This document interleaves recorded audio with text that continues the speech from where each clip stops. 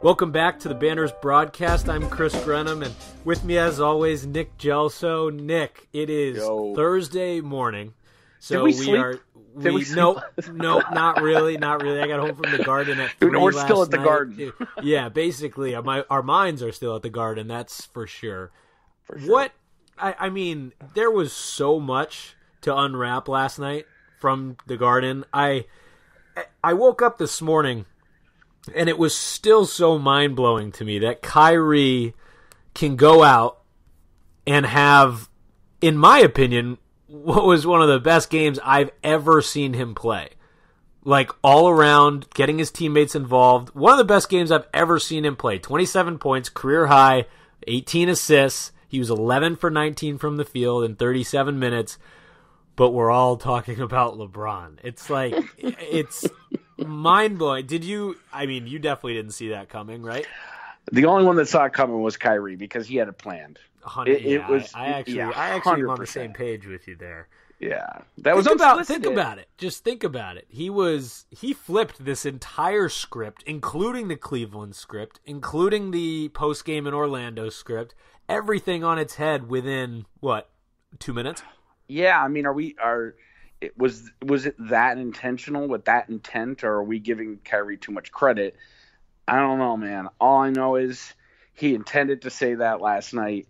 He was sincere in what he was saying. I mean, I got home from the game late last night. I didn't watch any of our segments. I put on Kyrie on my TV off our YouTube channel and the CLNS YouTube channel and just watched it on TV. The dude looked like he was going to get choked up at a couple points. Yeah, so, I mean, that's a big deal for him. That's been taboo to talk about LeBron with Kyrie for the last couple years. It's been very taboo.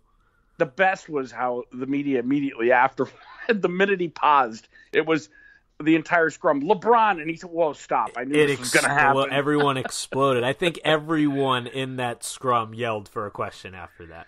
They Understandably did. so. And I think, just because Kyrie had intended to do that, and maybe he didn't intend for the last 3-4 days, maybe it just came to him after the game, whatever, whether it was intentional or not, I'm not questioning his sincerity. I do think that he's sincere and he is learning. I mean, for him to say an egomaniac like Kyrie, and I love him, you know that, but for him to say, I'm learning as we go, he's still learning too. That's a huge, huge admission for him, and I think it's going to help the whole team. I mean, I'm hoping the storyline now changes from that horrible road trip you and Josue were on, which was great to cover, just horrible to watch. Yeah, exactly. There was no shortage of content on that trip. It might have been bad, but, man, there was a lot of stuff to talk about. I was thinking about you guys nonstop, and I'm thinking, oh, thank God they're there, because there was just so much. There was so much. The post-game write-ups, everything. We were there for at least 3 hours after every game. It was just so much, which is the funnest to cover. Oh, yeah. I mean, it was a ton of fun. The team wasn't having fun, but I was certainly enjoying myself. I was having fun, but I think what you said about, it's kind of like a step forward for Kyrie to admit this, and part of it, he's an egomaniac, like you said, as most professional athletes are. That's part of how they get there. It's a big step forward for him to admit that, and it probably killed him. Part of him, to say LeBron was right, and also to say Jaylen Brown was right. It probably, a little bit of a bruised ego there, but it's a big step forward. He's 26 years old. He still is evolving as a leader and a player. People really forget that this is his first time in this role. What were you doing at 26, Chris? I'm not there yet, but I guarantee you, I won't be giving LeBron a call to apologize. I won't be doing that. But I mean, like, he's still in an interesting spot where he's evolving very much. People think he's already this established guy, established leader, but he's really not. I'm wondering, and Brad has been so weirdly cryptic and muted during this whole Sly Brad, media junket, press junket that the team's been doing. I'm wondering if he's just letting them work it out. I mean, I don't know, but it seems someone got in Kyrie's head. Maybe Kyrie got it in his own head. I had no problem with the comments he made. I mean, in Orlando, I think I texted you. You were at that game. I mean, him yelling at Hayward, it looked like LeBron at that that point. Yeah, it did. And I mean, it sounded like it afterward, too, with the way he was calling out the young guys, because that's what LeBron used to do to him. Him and Dion Waiters. He would. Yep. I specifically remember there were certain games in Kyrie's rookie year where he would just be chucking up threes. LeBron would go stagnant, and then after the game, he would say, these young guys don't really know what it takes. He was a little more direct than Kyrie's comments LeBron. In Orlando. Yeah. Right. But I mean, can this now allow guys like Tatum and Brown to play a bit more freely? I don't know. I mean, I think my concern in terms of guys being wrapped up, and like Jaylen Brown said, going into a shell potentially after those comments. Granted, the comments are now basically washed after last night's postgame, but I'm not concerned with with Jason Tatum, because you saw Tatum come out after the Brooklyn game and say he's right. We got to kind of provoke one another. We kind of got to get at one another to bring out the best, and that's fine. But they're boys. Like, he's almost like Kyrie's really little brother. They have the same agent. They vacation together. Like, that's a little bit different. You look at a guy like Jaylen Brown, who's not as tight with Kyrie, and he seemed to have some sort of agenda after the game in Brooklyn, kind of going at him back and forth. Whether the question was about Kyrie or not, he was bringing it up. So I think it bothered Jaylen more than it bothered Tatum. Well, and that's not a surprise. I mean, I think Jaylen is incredibly thin-skinned. I don't know if I would say thin-skinned. I just think he is more confrontational, or easily, like, I guess thin-skinned is an okay way to put it. Yeah, I know what you mean. He's disagree with me if you think. I mean, thin-skinned, I mean he's sensitive. You see it on the court. He is, yeah, and you can tell, and sometimes he'll go quiet and stuff. But either way, it was pretty clear that they cleared things up for Kyrie to go in front of the media and admit that. It was fine. But quick, if unsolicited. And the other thing too is Kyrie and Brown are similar in the way that they both want to be, and I think they are both very intellectual, but they want to be perceived as intellectuals. So, right.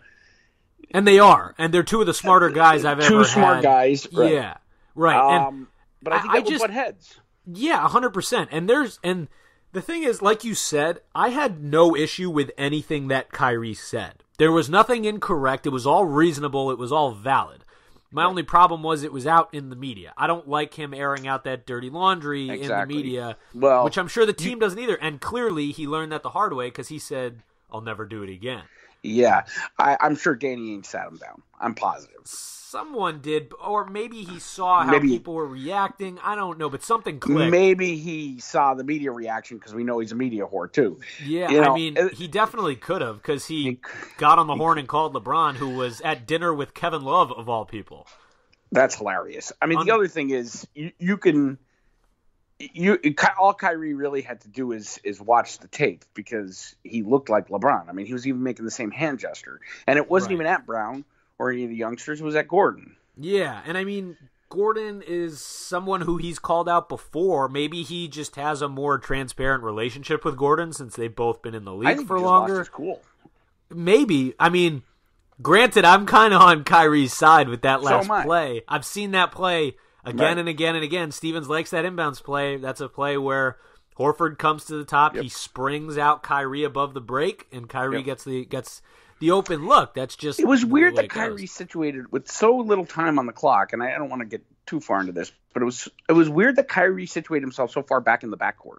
I know he's trying to spread the floor, but with 2.9 seconds on the clock? Exactly, and that's what Hayward said. He was like, I didn't have a lot of time, man. Like, I gotta figure this out. I can't adapt. And Tatum got a good look. It's not like he didn't get a good look. That goes down. Whatever. You're not having a conversation. Yeah, exactly. And I don't know. And my whole thing with a lot of this negative press, of course, this is all with a grain of salt now that Kyrie essentially cleaned the slate last night. But this kind of stuff, you got Jaylen Brown and Marcus Morris pushing each other in the huddle. You've got calling each other out on the court, calling out young guys. It's an 82-game season. Yeah. This stuff happens with every single team. I don't care what you say. And if you've played a single season of basketball at any level, you know this stuff happens. And you yell at each other on the court, and then you come off and whatever. It's fine. It's all on the court, and you figure it out. Granted, not all of it is public to millions and millions of people, so that's the difference here. But I think there's a little bit of overreaction in the sense that the that scuffle in the huddle in Miami. And Kyrie, I don't know. I just think a lot of it is overblown to the point where people are freaking out about the team. Granted, I think it's not as much after last night's win, but you get what I mean? Yeah, I'm sure you saw my opinions on this in the Celtics blog Slack. Yeah. I watched KG make Big Baby cry, right? I mean, that was great, right? Yeah. So, but the difference with that team, and even Rondo, at times you'd see him go at Doc. But the difference with that team is when you got them in the locker room, they really didn't air their dirty laundry. It took a Jackie Mack story in the middle of July to tell you what they were really pissed off about 6 months ago. Right. So I look at it mainly as a lack of discipline and a lack of maturity. In what regard, a lack of discipline? Well, I think all the way around, but in regards to not being able to keep your mouth shut to the media. And again, I don't have any problems with what Kyrie said, but if things are being handled differently in practice, like off camera, off scene, and then it almost becomes like a finger pointing, Yeah. And the other thing is Kyrie has got to learn, and I think he is learning, he's got to lead by example. The dude can bust up a basketball court. We all know that. Yeah. But it's real hard for Kyrie as a 26-year-old guy, championship or not, he was LeBron's protege on that team. It's hard for a guy to come into a team that went to the Eastern Conference Finals and was a much more cohesive team than this team is. Right. And then start telling the young guys how to do things. So a mature person would say, well, Kyrie he's walked the mile. He's gotten to the title. He had how many years with LeBron? I think I should take his advice. And I think they're not. And frustration overblows then. And then Kyrie doesn't have the discipline to keep his mouth shut. And he goes out and talks. And then he's apologizing a week later. Yeah, and again, this all, in my opinion, this all comes back to he's evolving as a leader. He's evolving as a locker room guy. This is just part of his evolution. And the team knew that coming in. Like, this is not news that Kyrie hasn't led a team clearly like this Kyrie before. Didn't know it because he thought he knew it all. Exactly. And I would never in my life have thought that at this point in the year or at this point in the saga, even last week, that Kyrie would be coming into the media saying, hey, I was wrong. And again, unsolicited. Unsolicited. This is a learning experience for me. Granted, part of me, like you started this off with, is saying, well, this is kind of his way of wiping the slate clean. And, right. And it's totally possible because he's a smart guy. He knows how to manipulate the media in that regard. So I don't know. I mean, there's a lot going on. And I mean, this schedule doesn't get much easier. Next Saturday, the Warriors are coming to town to TD Garden. You've got a deal from 1-100, right? Yeah, man. Oh, man. What a segue, Grenham. You guys are so good at this, man. Yeah, 1-100. So if you go to clnsmedia.com/CelticsGSW, you could enter in a raffle to win. I mean, these are basically courtside tickets. A raffle's less than a pizza or a beer. I think it's like a $17 or $15 entry at this point. And we're still looking at 40 open placements. So it's made the cutoff to run the raffle regardless of how many people sign up. So you need 30 to sign up. It's a no-brainer to sign up. They have 60. Yeah, man. So you have a 1 in 60 chance. If you and your girlfriend sign up, you have a 2 in 60 chance. If it goes to 100, you got a 2 in 100 chance. But get your entire family, extended family, neighbors, friends, coworkers, get everyone you know to go see Steph Curry at TD Garden. In all seriousness, seriously, that would be a good move. That would be a great move. I know people have done it, and if you think about it, those tickets are going to be hundreds and hundreds and hundreds of dollars. You could get in there for $20. I was out at, this is a weird segue here in the middle of this ad read, but hear me out. I was over at Assembly Row in Somerville yesterday because I needed new Nike socks, so I went to the outlet. Oh man, that's a big trip to go. Big trip. So I needed new socks. That's important. As you get older, the importance of socks grows and grows, in my opinion. But so I was at the checkout, and I had on a Charlotte Hornets hoodie, which I had acquired through another person who covers teams in the league. And the guy said, "Where'd you get that hoodie?" And I said, whatever. I cover the Celtics, and I exchanged it with someone in the league. And he said, "Oh man, do you know how I can get Warriors tickets?" And I was like, it's funny. I've had a lot of people asking me, and he interrupted me. He goes, yeah, because I was trying to get them for my dad and I, and the cheapest tickets I could find were $400 in the last row of the nosebleeds. So I was like, damn, that's what I mean. If you don't go to 1-100 for this game of all games, you're crazy. Right. Yeah. So you can go directly to the raffle by going to CLNSmedia.com/CelticsGSW or check out their whole site. 1 in 100. So ONEIN, the number 1, the number 0, the number 0 .co, not .com. So yeah, that's the drill, baby. That's it. As currently, I have 17 No, I'm just kidding. Yeah, no one knows this, but I've taken up every single slot in the Warriors, in the Warriors raffle for all of my friends and family. Well, and I would say the Celtics have a 1 in 100 chance of winning that game. Actually, honestly, we talked about this last night. I disagree. The way they play, agree with you. The way they play against these good teams, they'll win by 20. It makes no sense. They'll win by 20. They'll go and lose to the Hornets by 50. It doesn't add up, but it's the classic example of a team playing to their competition. Do you think, is that going to stop at any time? It's going to, hopefully it stops in the playoffs. This team, I've been pretty good with my predictions this year, Chris. I think so. Even going into the summer with you. Yeah. I just feel like this team is built like 2010. I think they can flip a switch. I honestly do, because I really believe that, and this is what frustrates me the most, is that it's in their head. Because when they come out and they have to prove something, they're incredible. Like last night, Wednesday night, they were pretty incredible. Yeah. Granted, Kyrie had to be, Superman, but they were pretty. I mean, you had the big three. All three of them are scoring 18 points, which is, the first time that's happened. So you have all three on at once. They're a tough team to beat when all three are on at once. So I think come playoff time, Al Horford steps it up 10 notches in the playoffs. By that time, you got Hayward, who's now at the point where he's on a drastic incline despite a bad road trip. But I mean, Wednesday night he looked great. Yeah. So by the playoffs, he should be doing. I mean, I'm with you. Like, I'm not. A lot of people are drilling the panic button, and I understand the panic after that road trip. It was quite bumpy, but I don't really see. There's a long season. We're pre-All-Star break, and I get when you return from the All-Star break, there's only about a quarter of the year left. But still, this is a team that could really flip the switch, and it's like, and we've seen them do it. I mean, obviously they allowed 40-plus points in a third quarter against the Brooklyn Nets, and then 2 days later they beat the Raptors. They beat the best team in the East. It just simply doesn't really add up. But Chris, I got killed last night on my segment of the Garden Report for calling this team the Jeff Green of teams. But that's how they played all season. I mean, they go out, they beat the Raptors, they come back, they lay a stinker against Memphis. Now, Memphis is a good team, but plug anybody in there. You can plug the Hawks in there. Yeah. They've just been so up and down. And again, continue what you were saying, because I'm on the same level with you when once playoffs start. One caveat is they need to improve their road, because I don't know that they're going to have home court. Their home road splits are bad. Oh, really bad. Really bad. The good thing is they do have a lot of home games down this final stretch here. And hopefully that improves. I mean, I thought Gordon put it pretty perfectly in postgame last night. He said, we need to create our own energy, because they were talking about how much they fed off the Garden crowd last night, which, by the way, was insanely loud.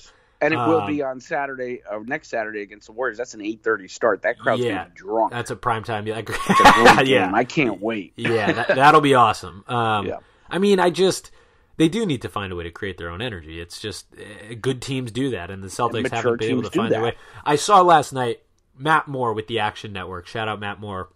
Yeah, I love Matt Moore. He tweeted. It was perfect. He tweeted, the Celtics are so good when they're not sucking.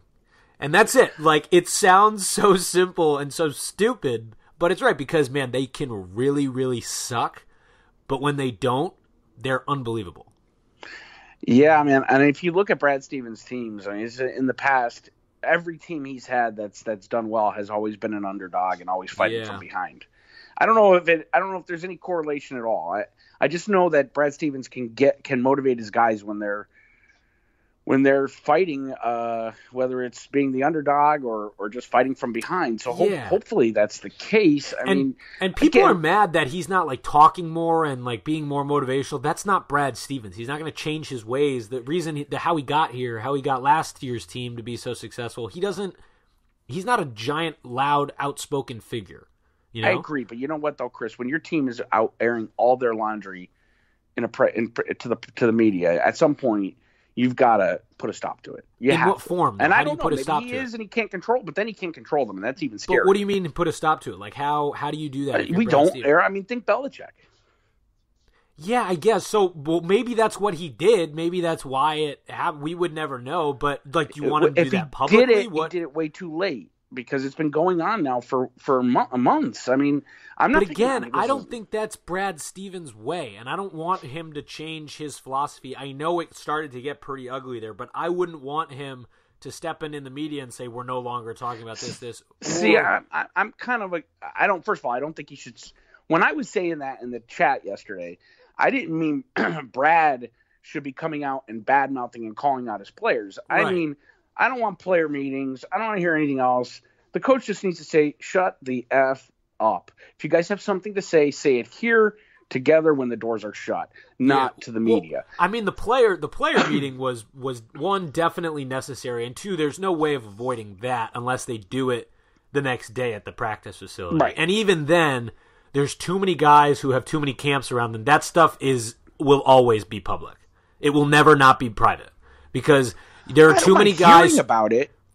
What I'm saying is, okay, we've had the team meeting and you've proceeded to go on the road and call out your teammates in public. So the team meeting didn't work. Yeah, I'm telling you now, shut the F up. If you have a problem with your teammates, tell them. Don't tell the media. And hey, I mean, they are doing that. They're just also telling the media. And that I agree with the dirty laundry. But either way, it seems as though that the transparency is clearly there, and now they've learned their lesson about the media. At least Kyrie has. So I think we think at this point, but who knows? Either way, last night was an incredibly balanced performance from a team that hasn't been all that balanced as of late. Of course, you had Kyrie Irving with his career high of 18 assists, 27 points. He was efficient as hell. You had Gordon Hayward looking pretty good. What are you making, coffee or something in the background there? What are you doing? The hell is that? Starting the Keurig. Yeah, that's fair. Sorry, I didn't know the mic picked that up. No, that was the alarm saying you've spoken too much today, Nick. Let Chris talk. You need to drink some coffee. Yeah. But either way, I mean, they were balanced. Al Horford was 9 for 12, 7 rebounds, 24 points. That's playoff Al. That's playoff Al. He's 3 for 4 from 3. He has been horrific from 3 over the last month or so.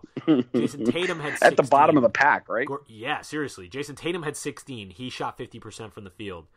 He was 6 for 16 actually, but still, 16 points. He was plus 4. Gordon Hayward 18. He was 8 for 13 from the field. It was balanced, and even Terry Rozier was okay. It was what you expect. Exactly. So, who knows what we're gonna get against Memphis? I mean, this team could come out and play like they did last Wednesday against Indiana. They could put up 150 points. Everyone could score in double figures, or they could come out and lose by 75 points. So I guess this team always keeps it interesting. Until that ends, the concern for me doesn't end. Like, I know I'm saying, I think this team is built for the playoffs, and I do believe that, but I'm not feeling comfortable. I mean, I held my breath through all of 2010, so I would be like suffocating this year because there's no KG, there's no Pierce, there's no Allen, right? So, man, if we're guessing after a huge win, like if they don't come out, and Kyrie said this, if they don't come out and beat Memphis, play up to their opponent, then last night the Toronto win was meaningless. Yeah, hey, I mean, I'm riding the wave, man. I'm having fun. We have no idea what we're getting every day. I've never rooted for, covered a team. I've never been around a team like this, and I am riding this roller coaster. And I hate roller coasters. I hate them.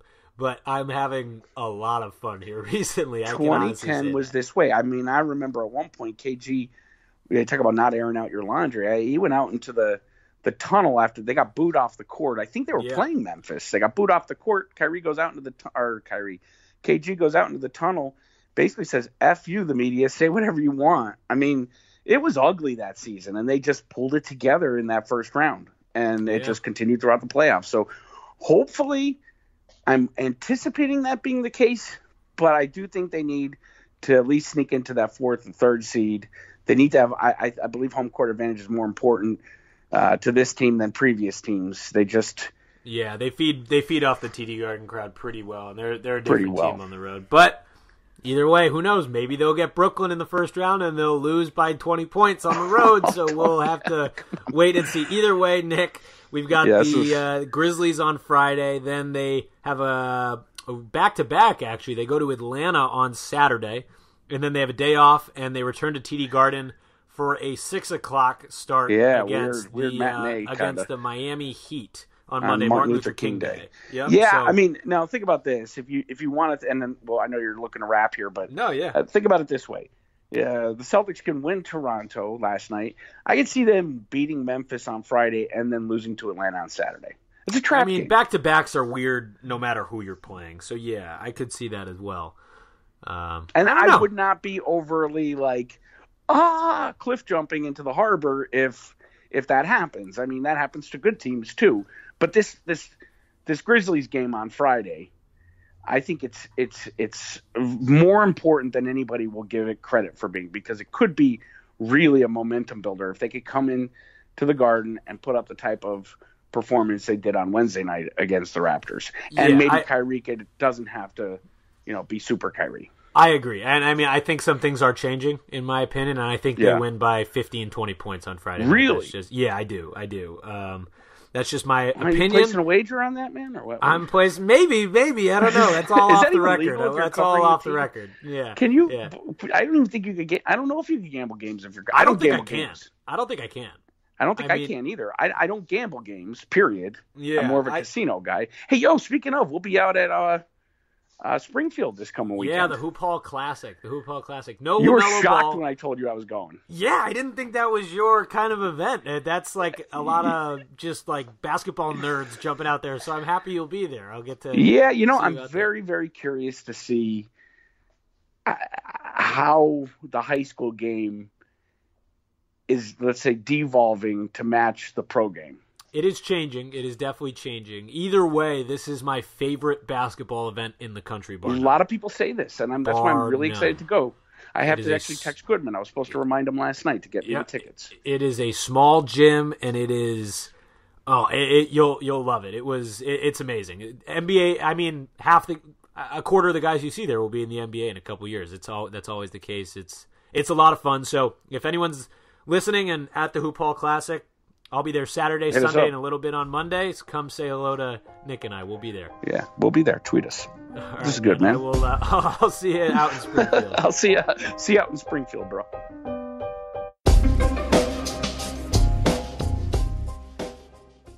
This is Jeff Goodman, host of the Good and Plenty podcast on the CLNS Media Network. We've got 2 podcasts. Every Tuesday, we've got the NBA edition. Anyway, I've known Boogie a long time, and I like him now. We didn't get along forever. Hold on.